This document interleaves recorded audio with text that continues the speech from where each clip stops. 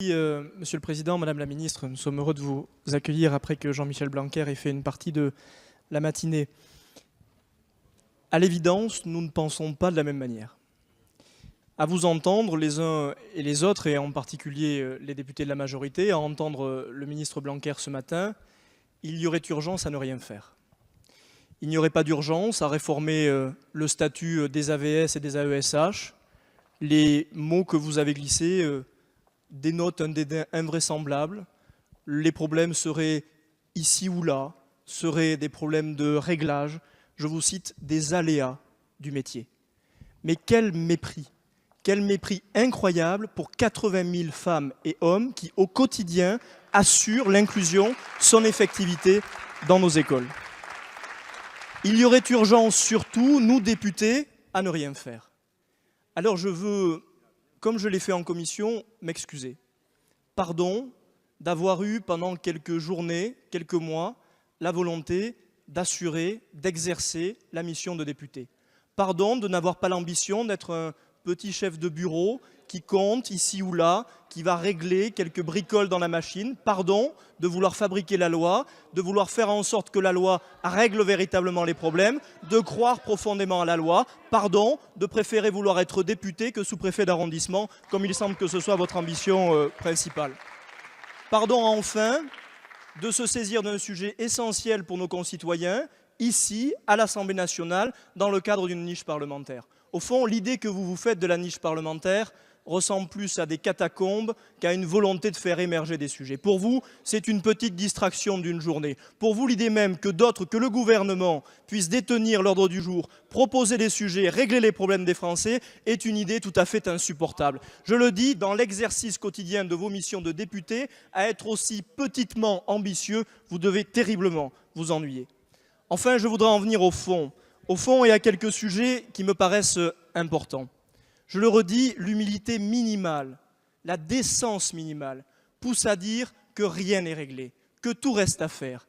Évidemment que le nombre de prises en charge sont plus importantes aujourd'hui qu'hier, mais aussi parce que le nombre d'enfants en situation de handicap est plus important aujourd'hui qu'il l'était hier. Il est bien naturel que le gouvernement, comme celles et ceux qui ont travaillé durant des décennies sur ces sujets, accompagne cette dynamique-là et cette réalité de notre pays. Vous parliez des Ulysse tout à l'heure. Mais enfin, soyons clairs, si vous avez lu comme moi le même rapport de l'IGAS, que vous citiez tout à l'heure, indique qu'au rythme de l'ambition qui est celle du gouvernement, ce ne sont pas les quelques 250 Ulysse à l'horizon 2022 qu'il faudrait ouvrir, mais ce sont 50 Ulysse supplémentaires par an. Vous êtes très en deçà de l'ambition. On ne vous le reproche pas clairement, on vous dit simplement que vous ne pouvez pas nous jeter à la figure ces éléments comme s'ils réglaient tous les problèmes, alors qu'ils n'en règlent que quelques-uns et de manière tout à fait partielle. Et puis enfin, je voudrais revenir sur 3 points, mes chers collègues, qui me paraissent essentiels. D'abord, ce texte de loi, cette proposition de loi n'est pas très longue. Elle aurait mérité que vous la lisiez en intégralité. Elle aurait mérité aussi que le ministre de l'Éducation nationale ce matin lise les quelques amendements que quelques députés ont daigné prendre. Dans ces amendements, j'en ai formulé un notamment visant à remplacer le mot d'aidant par le mot d'accompagnant. Et je ne comprends donc pas que vous puissiez encore utiliser cet argument-là.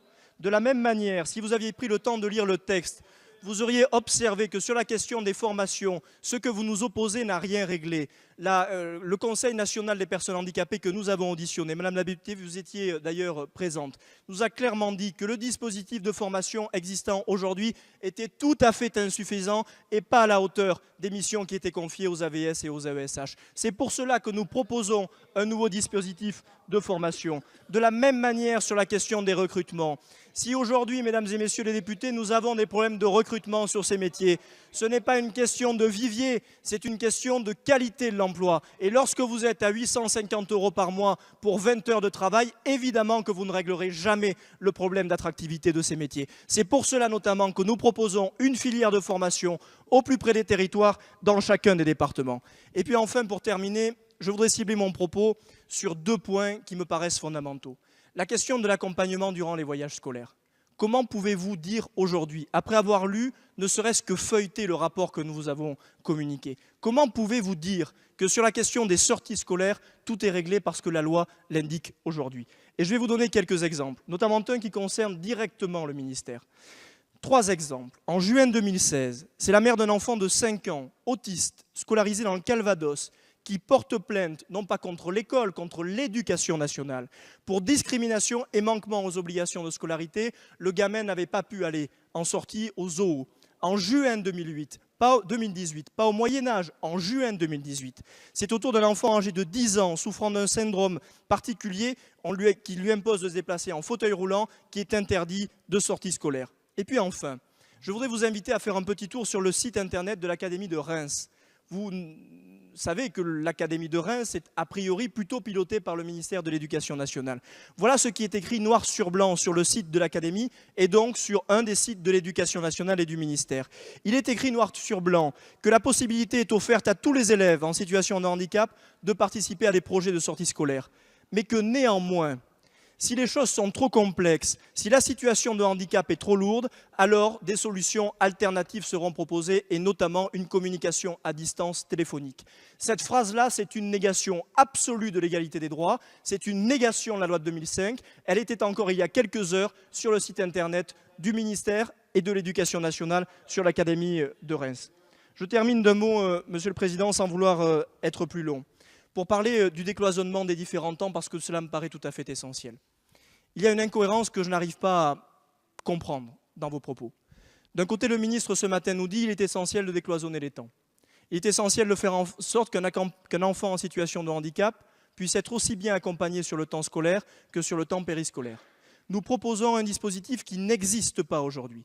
Vous savez comme moi que aucun dispositif aujourd'hui ne permet de mettre autour de la table tous les acteurs concernés, la communauté enseignante, les collectivités et les accompagnants eux-mêmes. Vous savez que rien n'existe. Nous proposons ce dispositif et vous le refusez.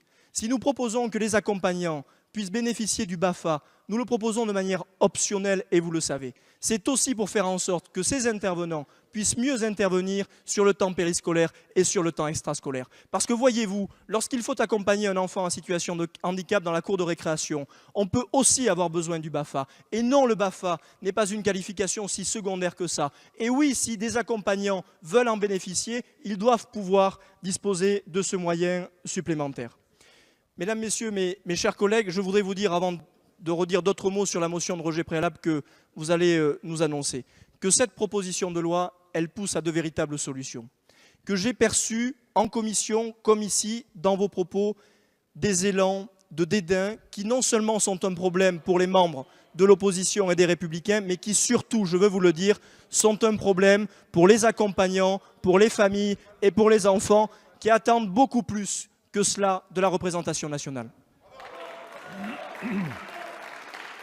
Merci, monsieur.